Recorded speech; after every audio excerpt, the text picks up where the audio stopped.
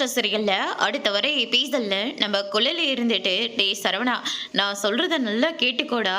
இந்த மயிலும் உன்னோட வாழ்க்கைக்கு தேவையே இல்லை. நம்ம அப்பா அம்மாவை பாரு எந்த நிலைமையில கொண்டு வந்து நிப்பாட்டி இருக்கான்னு.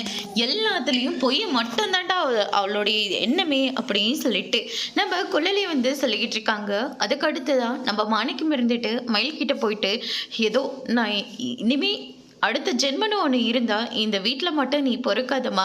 நான் கொஞ்சம் நல்ல மனுஷனாக இருந்திருந்தா கூட உன்னை எப்படியாவது ஒன்று அங்கே கொண்டு போய் சேர்த்துருப்பேன். ஆனால் நம்ம சொன்னது எல்லாமே பொய்யா போச்சே.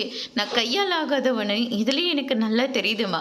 ஒரு பெத்த பொண்ணு வாழ்க்கைக்காக போராடிட்டு இருக்கா. ஆனால் எதுவுமே செய்ய முடியாத ஒரு நிலைமையில நான் இருக்கேன். என்னை நினச்சா எனக்கே கொஞ்சம் அவமானமாக தான் இருக்கு. வேற வழியே இல்லை. பாக்கியமும் உன்னை பார்க்குற போதெல்லாம் கோவப்பட்டுக்கிட்டே இருப்பா. உன் மனசை காயப்படுத்துகிற மாதிரி பேசிக்கிட்டே இருப்பா. ஏற்கனவே புண்ணா கிடக்கிற உன் மனசில் இன்னும் கொஞ்சம் அவள் புண்ணாக்கிக்கிட்டே இருப்பான். இந்த வீட்டில் இருந்து நீ கஷ்டப்படுறதை விட பேசாம நீ அந்த வீட்டுக்கே கிளம்பி போயிடுமா அப்படின்ற மாதிரியே சொல்லிடுறாங்க. என்னப்பா நீங்களும் பேசிக்கிட்டு இருக்கீங்க. ஏற்கனவே நீங்க எனக்கு நல்லது பண்றதா நினைச்சு எல்லாத்துலேயும் பொய்யை மட்டுமே சொல்லி அவங்கள ஸ்டேஷனுக்கு எல்லாத்துக்கும் அனுப்பி விட்டுட்டீங்க. இப்போ எல்லாத்துக்கும் காரணம் நான் தானே அவங்க எல்லாம் நினச்சிக்கிட்டு இருக்காங்க. அதுதானே உண்மையும் கூட. என்னால் எப்படி அந்த வீட்டுக்கு போக முடியும் அப்படின்ற மாதிரியே சொல்லிடுறாங்க. வேற வழி இல்லைம்மா, அந்த வீட்டில் மீனா கண்டிப்பாக உனக்கு சப்போர்ட்க்கு இருக்கும்.